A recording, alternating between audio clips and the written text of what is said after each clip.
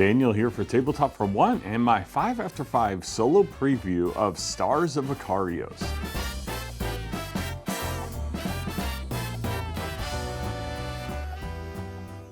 Now, Stars of Akarios is this grand epic space adventure game published by Open Owl Studios and is currently on Gamefound with a new upgraded edition and a couple new expansions. Now, as a disclaimer, I have received nothing to do this solo preview for you, and I do have a friendly relationship with the publisher, one of the publisher's agents. He is a friend of mine on Facebook and a solo gamer, and we frequent the forums together, so keep that in mind. Also, I'm slated to do some tutorials for one of their upcoming games, and they're sending me a review copy, so keep that in mind. I have a friendly relationship with them. And after agreeing to do this video, they have offered to send me a copy of Stars of Akarios. So do keep that in mind when it comes to my opinions. They are biased in that way. But with that said, let's talk about Stars of Akarios. Now, Stars of Akarios, like I said, is this grand epic space adventure game. In the game, you are going to be exploring planets, leveling up your pilots, flying ships in these space battles. It's a legacy style game where you gain upgrades and you go through event decks, events that you're going to see once and never see them again. You're going to place stickers on the exploration map to show where you're going or where you've been, stuff like that. Now, the first thing I want to talk about is the new campaign. Just give an overview here. Stars of Akarios has been out for a while, and it has like an 8.0, 8.2 rating on Board Game Geek, so it's highly regarded.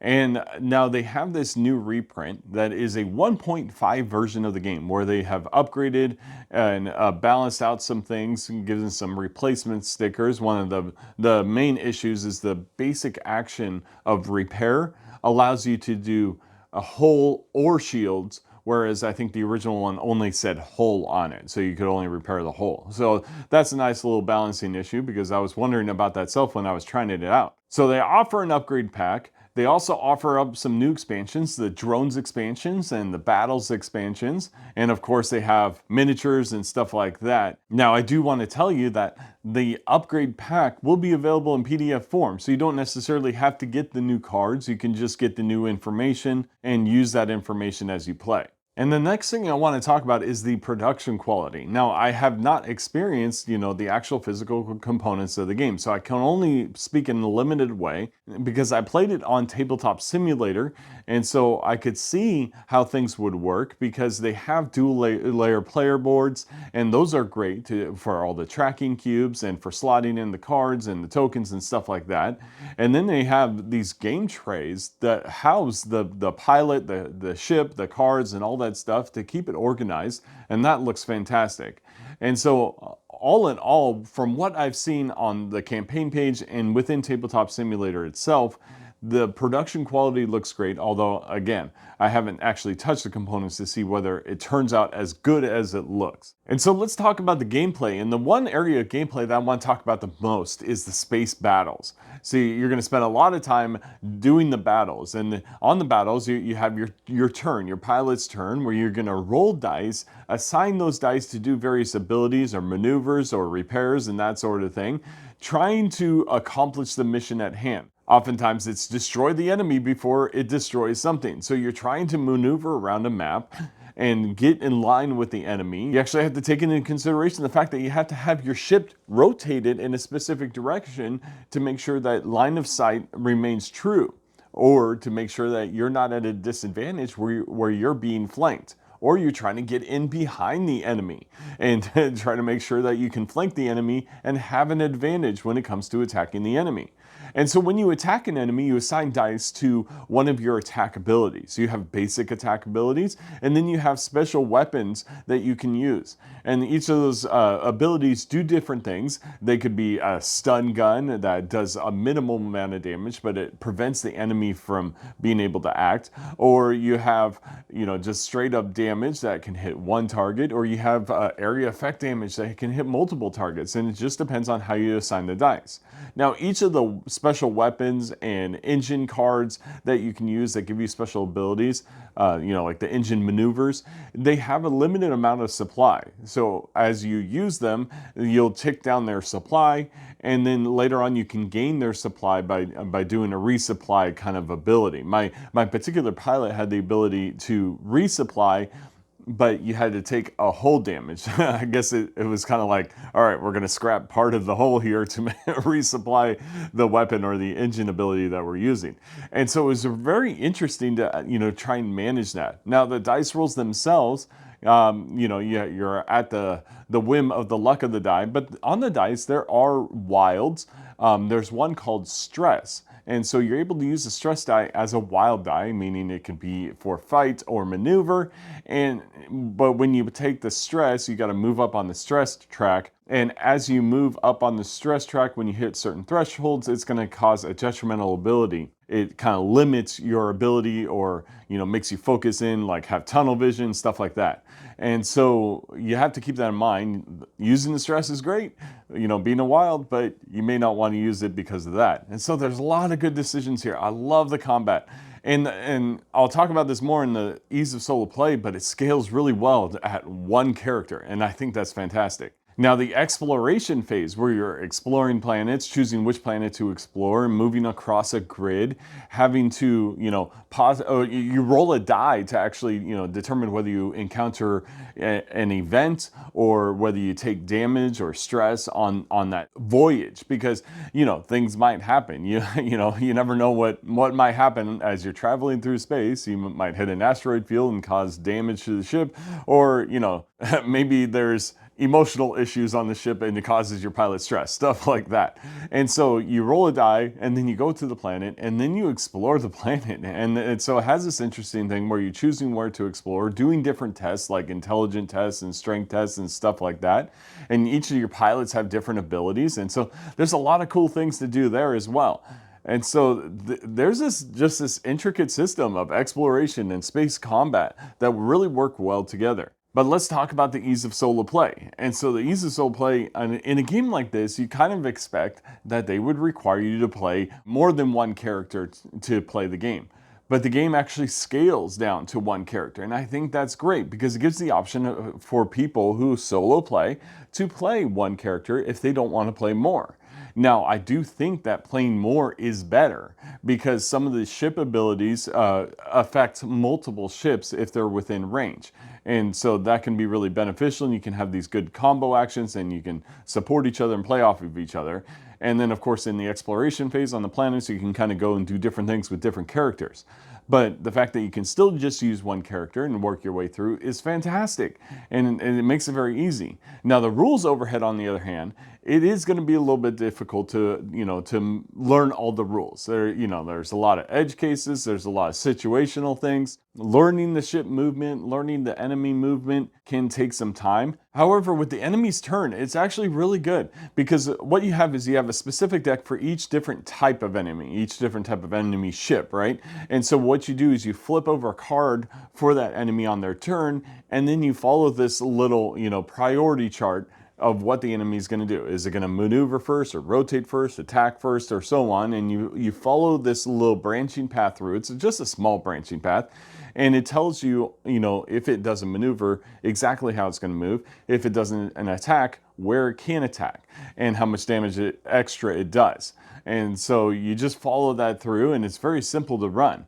But, it does take some time to get used to, how the enemy maneuvers, especially when it's choosing a target and then trying to maneuver, rotate, and make sure that it fits the priorities the right way. So it just takes a little bit to get used to that, but after a little while, you get used to it and it's easy to remember. But like I said, there's a lot of rules in this game. There's a lot of information. You will be referring to the rulebook as you jump from space combat to exploration and back, just trying to remember exactly, the flow, the setup, and all that. And of course, they have a handy dandy guide on the back of the rulebook that has the iconography. So if you're needing to know exactly what an icon means, it'll show it there on the back. All right, so let's talk about replayability. Now, this, of course, is a campaign game where you are going to be going from mission to mission. You have success results and failure results that are going to change how your mission goes and which direction you can take and what missions become available to you. You also get, money. You have upgrades to your ship. You have upgrades to your pilot. You have all sorts of things that, make you want to play the game more. And you want to earn new things, you want to buy new things, you want to upgrade your ship and affect your modifiers and make your pilot all the better. And so there's a lot of things to do there. There's a lot of missions. I only got to see a few of them, but there's a lot to explore, and yeah, there's a lot of replayability here. This is one of those games though where you're going to want to have it on the table for a long time. One mission may not be enough. You may want to do 3, 4, 5 missions in a row before you put it away.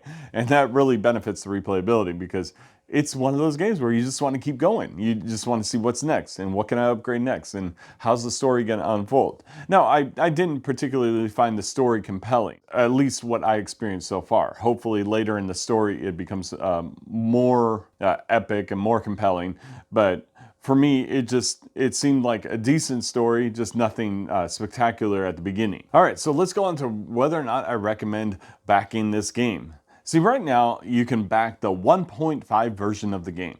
And this is an upgraded version that includes some balancing issues that were found from the original game. Nothing too serious, but the price tag for this game is $130. Now, I understand that inflation's gone up, and I understand the original game was a little bit cheaper, but that price tag is quite high.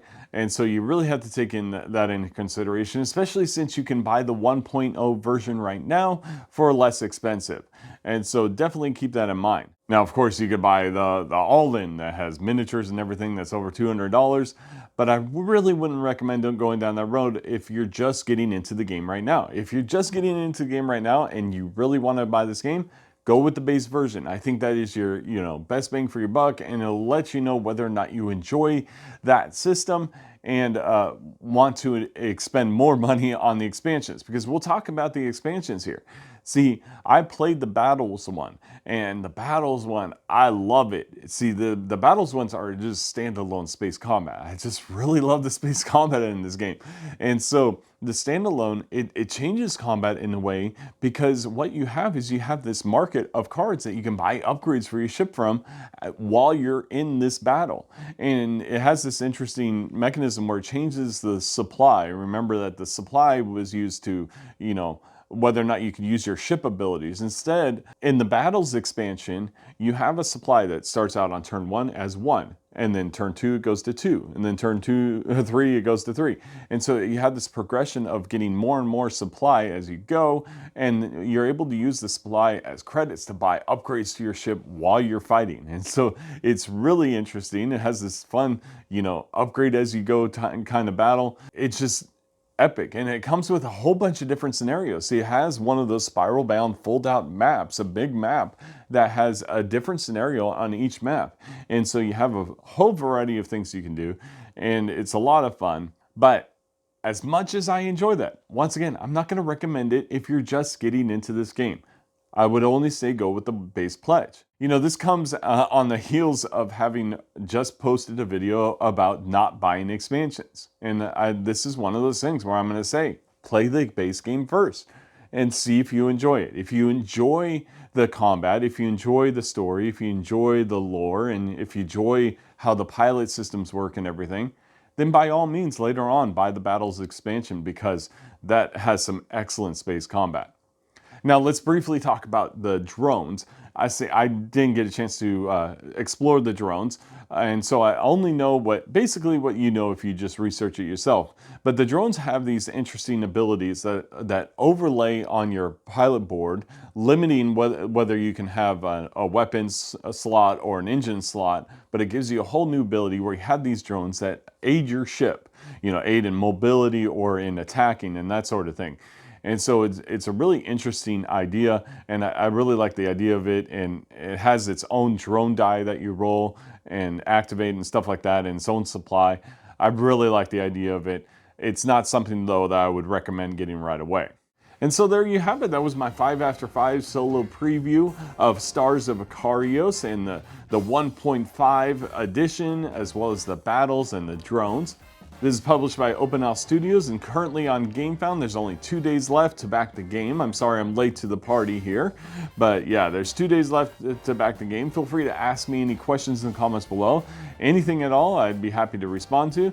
Please also like and subscribe to this channel if you like the content you see here, and I thank you very much for joining me on Tabletop for One. Have a great night.